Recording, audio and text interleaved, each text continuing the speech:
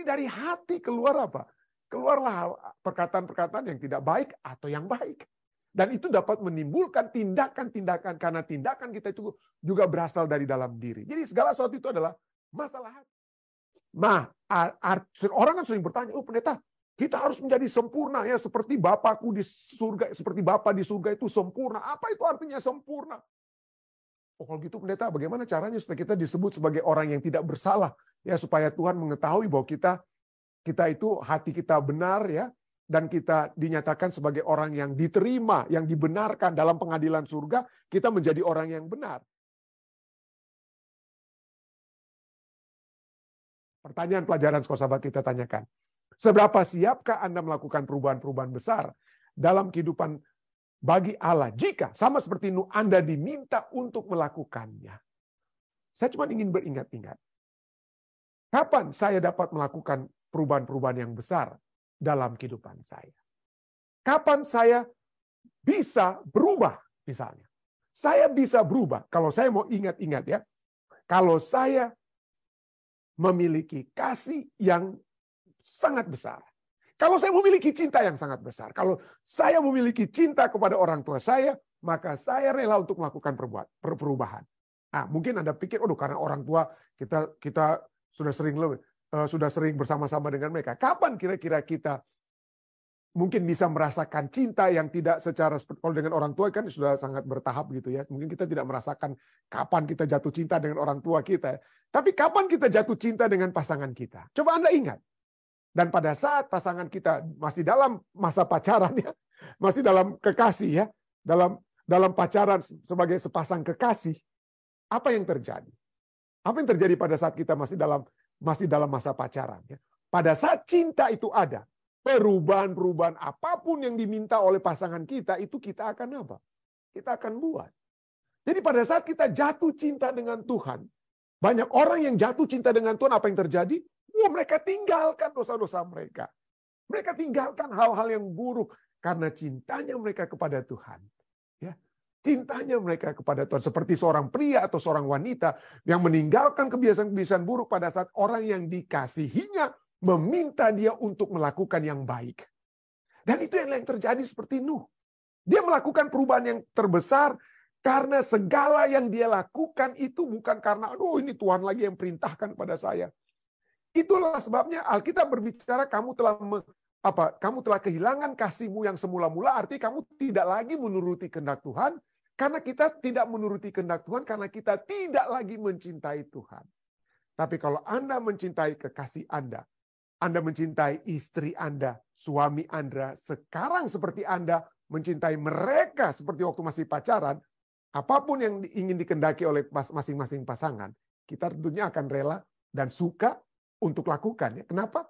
Karena masalah cinta, masalah hati. Ya. Jadi, seperti yang saya sering katakan, dan ini bagian tambahan kita. Ya. Kita akan melihat kenapa Nuh mau melakukan perbuatan yang besar, karena dia menempatkan hatinya kepada kekasihnya.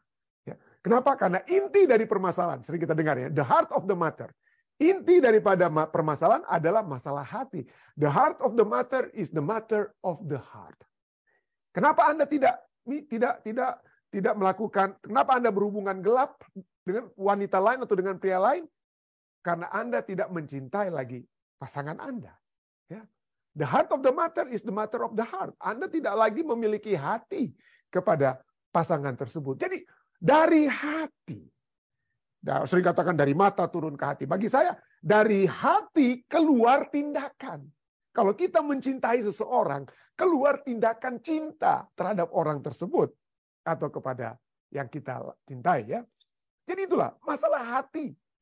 Tindakan-tindakan itu keluar dari dalam firman Tuhan. Kejadian 6 ayat 5 katakan ketika dilihat Tuhan bahwa kejahatan manusia besar di bumi dan bahwa segala kecenderungan hatinya manusia di zaman Nuh, hatinya apa? Hatinya bukan kepada Tuhan. Hatinya kepada diri sendiri, hatinya kepada bukan Tuhan. Apa akibatnya kalau hati kita bukan untuk Tuhan? Kecenderungan hatinya itu selalu membuahkan dari hati keluar tindakan. Dari kecenderungan hatinya selalu membuahkan kejahatan semata-mata. Inilah yang memang firman Tuhan katakan ya. Yeremia 11 ayat 8. Tetapi umat di zaman Yeremia, mereka tidak mau mendengarkan ataupun memperhatikan Tuhan. Kenapa? Karena mereka tidak ada hati lagi kepada Tuhan. Ya. Jadi sekali lagi, masalah persepuluhan dan persembahan, ya, kalau kita kembali hubung-hubungan ya dengan pelajaran kita lalu, masalah perpuluhan dan persembahan itu bukan masalah kurangnya kalau di jemaat kami kurangnya ketua diakon, pendeta muda tulus untuk membuat appeal, panggilan untuk ayo mari kita memberikan kembali kepada Tuhan persembahan. Itu bukan masalah promosi yang kurang. Bukan karena metode promosi yang kurang. Ya. Masalah perpuluhan dan persembahan, kenapa kita seringkali tidak mengembalikan milik Tuhan, kita tidak bersyukur kepada Tuhan, karena masalah hati. Kita pikir persembahan itu milik kita. Nah, coba kalau kita memikirkan, misalnya ini contoh saja ya. Saya panggil Anda, saudara, ini saya kasih Anda ini $1.000. Anda, ini untuk apa ini pendeta Ranto? Kok pendeta Ranto mau kasih saya $1.000? Saya kasih saja Anda $1.000. Saya mencintai Anda. Saya cuma mau kasih $1.000. Anda tidak harus kerja. Anda tidak harus buat apa-apa. Ya, Anda tidak harus buat apa-apa. Saya cuma mau memberikan kepada Anda $1.000. Cuman kalau bisa ya, karena saya juga mau bantu orang lain, boleh Anda kembalikan ke saya $100. Dari 1.000, Anda hanya kembalikan kepada saya $100. Apa yang Anda akan buat kalau itu saya lakukan kepada Anda? Saya berikan kepada Anda $1.000, lalu Anda saya minta untuk kembalikan kepada saya, untuk saya bagikan kepada orang lain, hanya $100. Anda masih pegang $900. Wah, tentunya kita akan katakan, silakan pendeta Rantung, monggo. Saya berterima kasih pendeta Rantung sudah kasih $1.000. Ya. Itu kan masalah hati. Masalah hati, rasa syukur kita kepada orang yang memberikan kepada kita. Jadi persepuluhan dan persembahan itu masalah hati, bukan masalah kurangnya promosi, bukan masalah kurangnya metode-metode panggilan untuk memberikan persembahan-persembahan. Itu masalah rohani. Ya. Masalah rohani. Itulah sebabnya, Mas, kalau kita tidak merasa memiliki syukur kepada Tuhan, tidak dekat dengan Tuhan, tidak mencintai Tuhan, ya mau sampai berbusa saja panggilan-panggilan untuk persembahan perpuluhan itu nggak akan mempan. Ya. Itulah emang karena orang-orang di zaman Nuh seperti di zaman Yeremia, kedegilan hatinya membuatkan kejahatan ya. Masing-masing mengikuti kedegilan hatinya. Hatinya hanya mengarah kepada dirinya sendiri, bukannya mengarah kepada Tuhan, pemberi berkat-berkat. Itu yang terjadi oleh orang-orang di zaman Nuh ya. Itulah kecenderungan hati itu selalu membuahkan kejahatan atau kebaikan. Ya. Tapi di zaman Nuh itu hanya membuahkan kejahatan. Seperti di zaman Yeremia. Itulah sebabnya kita diminta untuk jaga hati kita. Itulah sebabnya ayat inti kita katakan, di mana hartamu berada, di situ hatimu berada. Kita harus menjaga hati kita. Amsal 4 ayat 23 katakan, jagalah hatimu dengan penuh kewaspadaan. Jagalah hatimu dengan kewaspadaan karena dari situlah terpancar kehidupan. Kehidupan itu keluar dari hati kita. Di mana hati kita mengarah, disitulah kehidupan kita. Mau kehidupan yang gelap atau kehidupan yang terang. Ya. Lukas 6:45 katakan. Lukas 6:45. Orang yang baik mengeluarkan barang yang baik dari perbendaharaan hatinya yang baik. Barang yang baik dari hati yang baik. Orang yang jahat mengeluarkan barang yang jahat dari perbendaharaan hatinya, tentunya hatinya yang jahat. Karena yang diucapkan mulutnya itu keluar dari apa? Meluap dari hatinya. Jadi bukan hanya kata yang keluar ya. Action juga itu menyatakan isi hati kita, seperti Anthony Williams. Our words, perkataan kita menyatakan hati kita, apa yang kita ngomong. Kalau kita kasar orang, kita curiga kepada orang, itu memang hati yang penuh curiga, hati yang penuh kasar. Ya ada orang pikir, aduh kenapa ini orang ini bikin gini. Itu sesungguhnya dari hatinya sendiri yang biasa curiga-curiga. Ya. Jadi dari hati keluar apa? Keluarlah perkataan-perkataan yang tidak baik atau yang baik. Dan itu dapat menimbulkan tindakan-tindakan, karena tindakan kita itu juga berasal dari dalam diri. Jadi segala sesuatu itu adalah masalah hati. Jadi ketika dilihat Tuhan bahwa kejahatan manusia besar di bumi, bahwa kejahatan dan segala kecenderungan hatinya selalu membuahkan kejahatan semata-mata, maka menyesalah Tuhan bahwa ia telah menjadikan manusia di bumi. Dan hal itu memilukan hatinya. Waduh, hati Tuhan yang apa? Pilu. Hati Tuhan yang terluka, sakit, berduka, oleh sebab hati manusia yang tidak mengarah kepadanya. Ya. Hati Allah ini terluka. Ya. Dia seperti Seorang istri yang suaminya berhugel atau suami yang istrinya berhugel. Atau terluka oleh sebab kematian. Dan memang hati yang terluka dari kata Ibrani atsav. Ya, kata atsav. Hati yang memilukan hatinya itu ya. Itu dari kata hati yang terluka itu seperti apa? Hati Allah yang terluka itu seperti apa? Seperti kematian seorang anak. Raja Daud, anaknya Absalom mati. Ya, padahal Absalom itu memberontak kepada dia. Tapi mati kemudian. 2 Samuel 19:2 katakan, pada hari itulah kemenangan menjadi perkabungan bagi seluruh tentara. Sebab pada hari itu tentara itu mendengar orang berkata, raja bersusah hati karena anaknya. Padahal anaknya memberontak tuh mati ya. Bukan karena ayahnya bunuh, tapi mati ya. Lalu kemudian kemenangan bagi Daud dan tentaranya. Tapi berkabunglah raja. Kenapa? Bersusah hati, memilukan hati yang pilu karena anaknya, kematian anak. Jadi pada saat manusia tidak mengikuti kehendak Tuhan, Allah bagaikan kehilangan anaknya. Allah bagaikan kehilangan anaknya. Atau istri yang ditinggalkan suami, kata atsaf, ya, kata hurt, pain, grief, terluka, sakit, berduka. Kata Ibrani ini juga muncul di Yesaya 54:6 saat seperti seorang istri yang ditinggalkan suami. Yesaya 54 ayat 6 kata, sebab seperti istri yang ditinggalkan dan yang bersusah hati, Tuhan memanggil engkau kembali. Waduh, Tuhan yang hatinya apa? Pilu. Ya, susah sekali apa? Susah sekali hatinya. Nah, saya tidak tahu kenapa hilang ada satu slide saya yang berbicara tentang menyesalah Tuhan. Ya, yang berbicara tentang kata menyesalah apa? Menyesal itu bukan karena Tuhan itu telah salah bertindak atau salah apa ya. Tapi karena apa? Karena dia melihat bagaimana manusia ini yang telah apa? Memilukan hatinya. Ya. Menyesalah Tuhan menyatakan bagaimana dia juga apa? Terluka dihubungkan dengan kata apa? Dengan hati yang apa?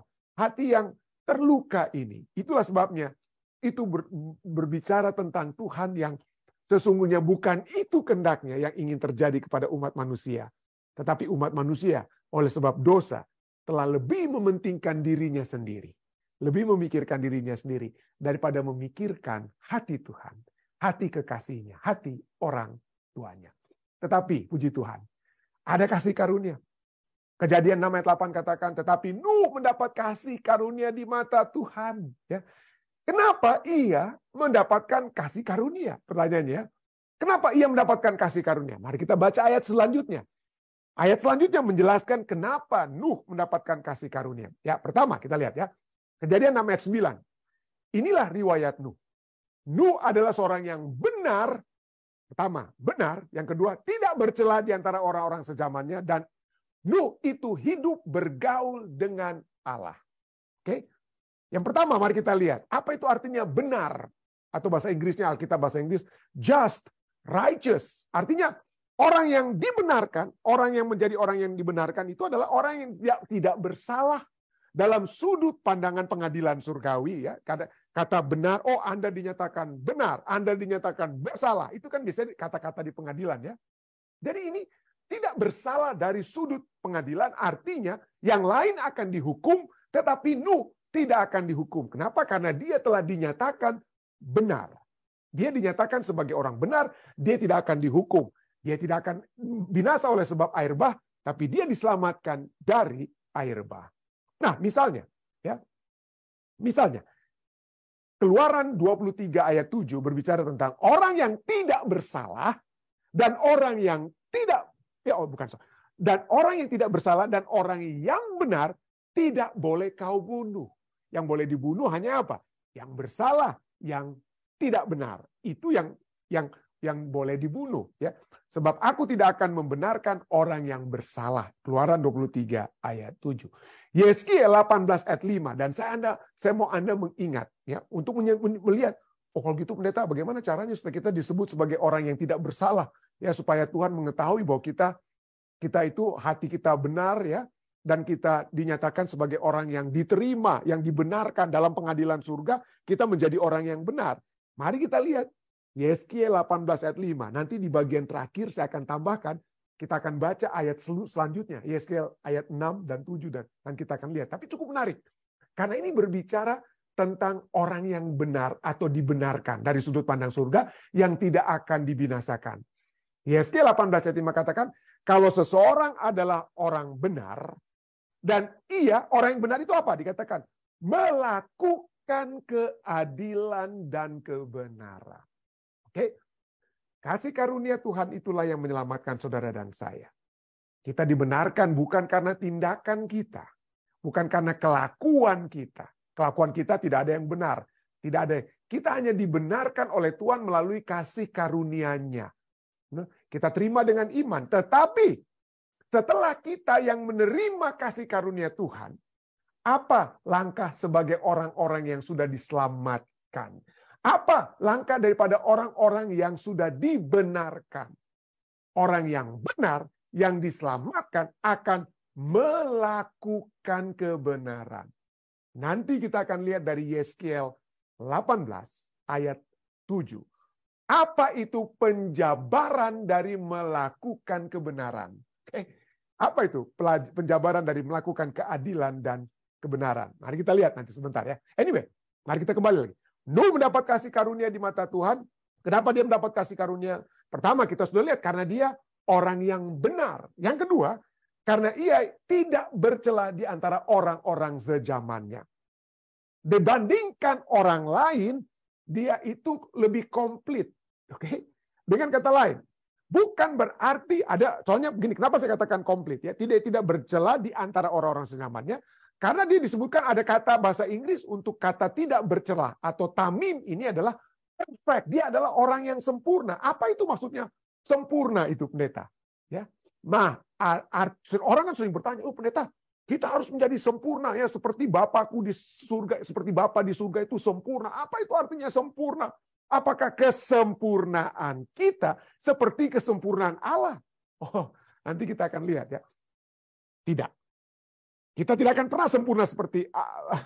Kita harus menjadi sempurna seperti Bapa kita di surga itu sempurna.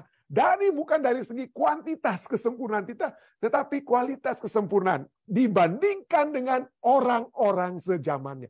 Contohnya, saya tidak punya gelas di sini. Tapi inilah gelas Allah yang besar.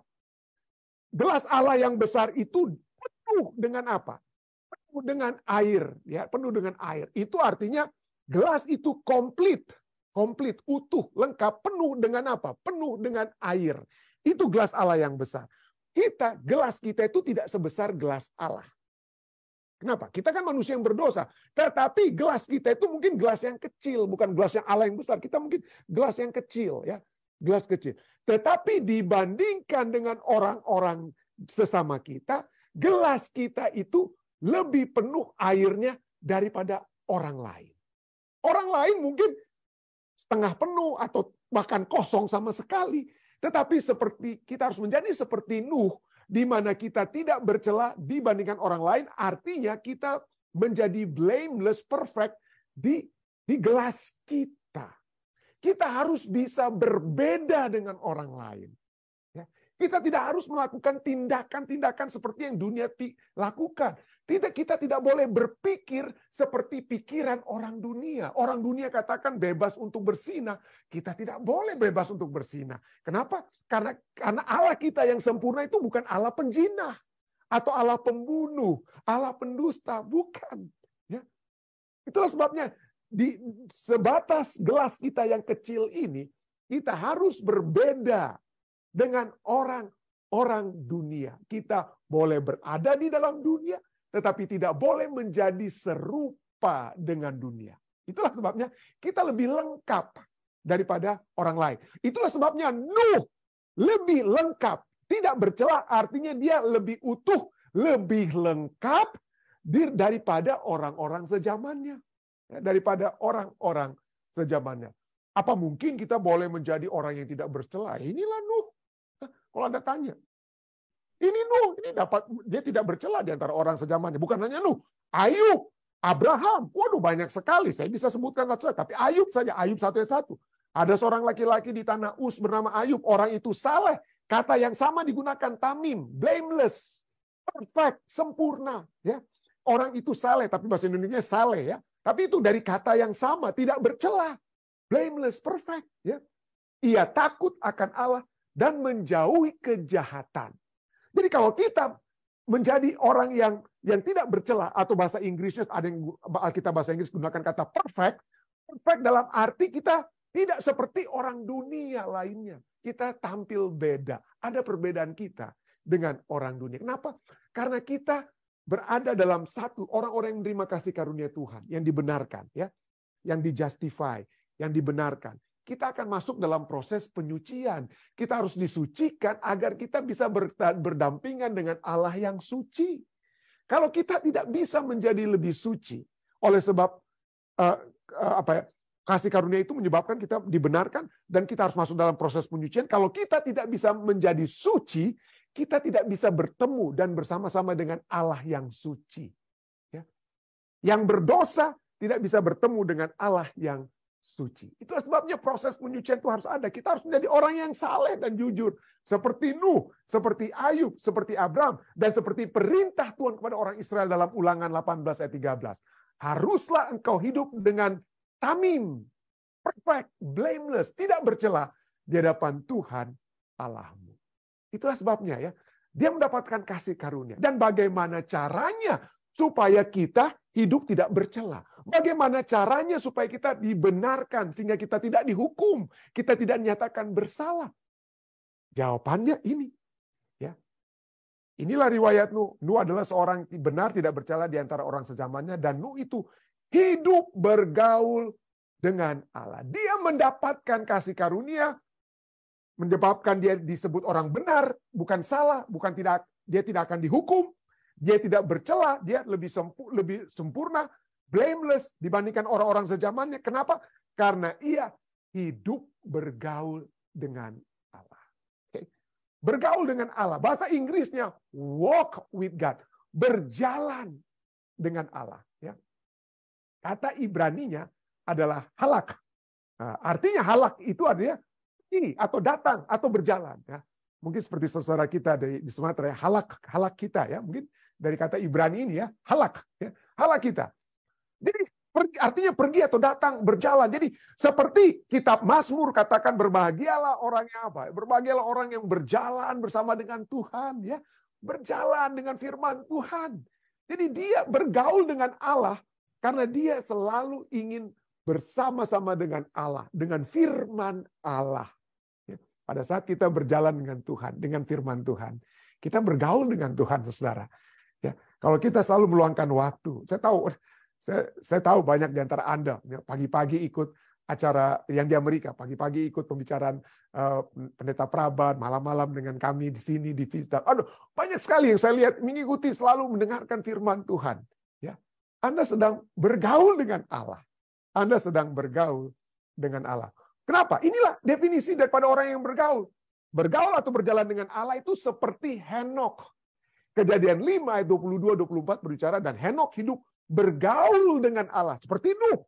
Nuh pun seperti Henokh bergaul dengan Allah selama 300 tahun lagi. Dan apa ujung-ujung orang yang bergaul dengan Allah? Orang itu menjadi orang benar. Orang itu menjadi orang yang tidak bercela.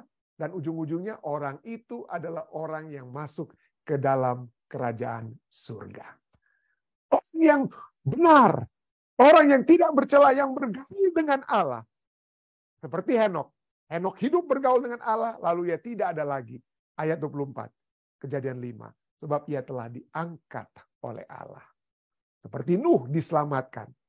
Demikian juga orang-orang yang benar, yang tidak bercela, yang bergaul dengan Allah.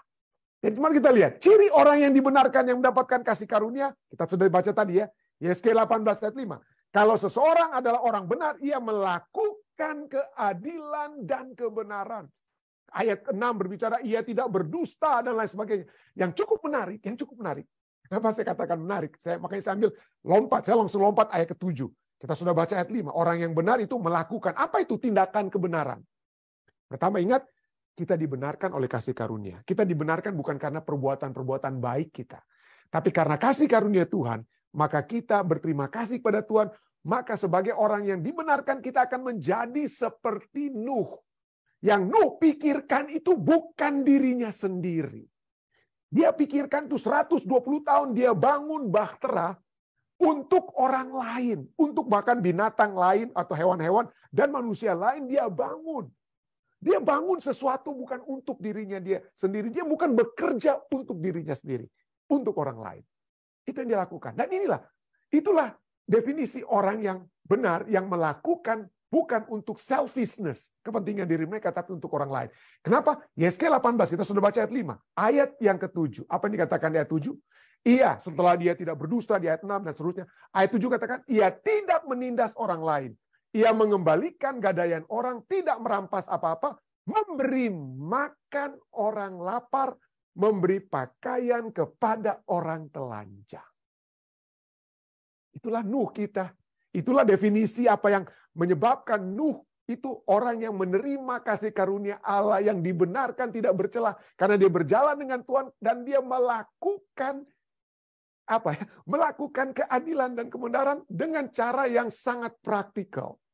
Seperti Yeskiel bertindak untuk bukan hanya memenuhi kebutuhan secara berbicara, oh saudara-saudari tolong sabar ya, dalam bencana ini tolong sabar. Dia bertindak sesuatu yang sangat praktikal. Seperti Yeskiel 18 ayat 7, orang yang benar bukan hanya karena dia cuma berdoa, baca-baca firman Tuhan, baik berdoa, baik baca firman Tuhan, baik mengetahui teologi ya, tetapi lebih daripada itu, untuk melihat sebagai orang yang dibenarkan itu, adalah melihat dari apa tindakan perlakuan yang dia buat untuk sesama. Dan itu dilakukan oleh Nuh. Dia bertindak karena kasih karunia Tuhan. Dia melakukan tindakan-tindakan keselamatan juga untuk orang lain. Karena dia yang sudah diselamatkan. Dia yang menerima kasih karunia. Dia membagikan kasih karunia Tuhan dengan cara yang apa? Yang sangat praktikal. Memberi makan orang lapar, Yeskiel katakan, juga Nuh praktikal, dia bangun bahtera. Dan Yeskiel anjurkan kepada saudara dan saya, kita memberi makan orang lapar, memberi pakaian pada orang telanjang, ya, secara sangat praktikal, konkret, terlihat. Ya. Dan itulah sebabnya, pada saat Yesus datang di kali kedua, ini khotbah saya sahabat lalu ya, apabila anak manusia datang dalam kemuliaannya, dan semua malaikat bersama-sama dengan dia, maka ia akan bersemayam di atas takhta kemuliaannya. Lalu semua bangsa akan dikumpulkan di hadapannya. Ini seperti pengadilan. Pengadilan untuk melihat siapa yang benar, siapa yang salah. Oke? Lalu semua bangsa akan dikumpulkan di hadapannya dan ia akan memisahkan mereka seorang daripada seorang, sama seperti gembala memisahkan domba dan apa? Dan kambing. Dan ia akan menempatkan domba-dombanya di sebelah kanannya, di sebelah kanan gembala Yesus ya pada saat dia datang. Domba di kanannya, kambing di sebelah apa? Kirinya. Dan raja itu akan berkata kepada domba-domba yang di sebelah kanannya apa? Mari, hai kamu yang diberkati oleh Bapakku, terimalah kerajaan yang telah kusediakan bagimu sejak dunia dibenarkan. Mari masuk dalam kerajaan surga. Bagi para domba yang di sebelah kanan, mari masuk dalam kerajaan surga. Ya. Lalu Yesus katakan apa? Ayatnya yang ke-35-36. Sebab ketika aku lapar, kamu memberi aku makan. Nah ini dia. Yeskiel 18 ayat 7. Ketika aku lapar, kamu memberi aku makan. Ketika aku haus, kamu memberi aku minum.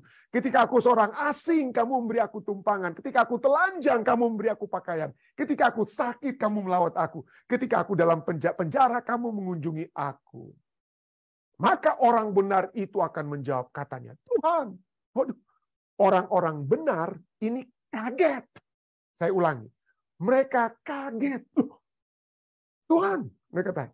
Bila manakah kami melihat engkau lapar dan kami memberi engkau makan, haus dan kami memberi engkau minum, bila manakah kami melihat engkau sebagai orang asing, kami memberi engkau tumpangan atau telanjang dan kami memberi engkau pakaian, bila manakah kami melihat engkau sakit atau dalam penjara dan kami mengunjungi engkau, kapan Tuhan? Lalu kemudian apa jawab Yesus? Pada saat engkau melakukan kepada yang terkecil dari saudaraku, saudara-saudara Yesus. Kalau Anda baca seterusnya, saya tidak sempat taruh lagi nih dari khotbah 11. Yesus katakan, kalau engkau melakukan kepada yang terkecil, yang paling hina, yang adalah saudara-saudaraku. Ingat, kita seringkali orang kaya, orang yang berposisi, waduh apalagi kalau farmnya Rantung sama-sama seperti Gubernur Rantung. Wah itu saudara saya itu Gubernur Rantung itu. Yang mau kita anggap sebagai saudara kita adalah orang yang terkenal, orang yang kaya, orang yang berposisi tinggi dan lain sebagainya. Tetapi bagi Yesus, Anda baca seterusnya, Matius 25 ayat 40 ini. Yang terkecil, yang terhina, yang tidak terkenal, bukan yang VIP. Itulah yang Yesus sebut sebagai apa? Saudara-saudaraku. Dan aku. Dan orang yang benar ini kaget. Kenapa mereka harus kaget? Mereka kaget karena bagi mereka tindakan kebaikan itu bukan merupakan satu program yang harus mereka tunjukkan di Facebook supaya orang lihat, lalu supaya mereka ingat-ingat, oh saya pernah buat ini program untuk kasih pakaian orang miskin, kasih makan orang miskin. Nah ini ada buktinya ini di Facebook. Orang-orang ini tentu saja boleh, saya tidak katakan Anda tidak boleh. Orang-orang ini melakukan bukan karena adanya program mereka membeli pakaian kepada orang miskin atau orang yang membutuhkan. Bukan karena ada anjuran-anjuran daripada ketua jemaat atau pendeta jemaat. Mereka melakukan kebaikan karena itu keluar dari dalam hati dan itu sudah menjadi pola hidup mereka. Sudah menjadi sesuatu hal yang tidak perlu lagi mereka pikirkan untuk lakukan. Itu merupakan bagian dari satu kehidupan yang apa? Satu kehidupan yang berjalan dengan Tuhan. Orang yang berjalan dengan Tuhan tidak perlu diajak-ajak, tidak perlu harus ada panggilan-panggilan. Orang yang hatinya kepada Tuhan akan praktikal, ya, membantu secara praktikal, membantu secara personal, mereka akan pergi dan juga membantu secara proaktif. Artinya mereka bukan harus diperlihatkan dulu ini kebutuhan-kebutuhannya. Ini orang-orang Ethiopia butuh, mari kita bantu mereka. Tetapi mereka akan proaktif, mereka akan melihat di mana kebutuhan itu diperlukan. Orang itu akan secara sukarela dari dalam hati, mereka akan berkata, gimana kalau saya bantu orang-orang ini? Itulah orang-orang yang dibenarkan. Itulah orang-orang yang melakukan kebenaran. Yang pada satu saat Yesus akan berkata kepada mereka, masuklah ke dalam kerajaan surga. Karena engkau telah dari dalam hatimu yang baik, melakukan perbuatan-perbuatan yang baik kepada sesamamu. Dan itulah tindakan orang benar. Itulah tindakan Nuh. Dan kiranya itu juga dapat menjadi tindakan kita semua. Saya bawa ini dalam nama Yesus. Amin. Baik.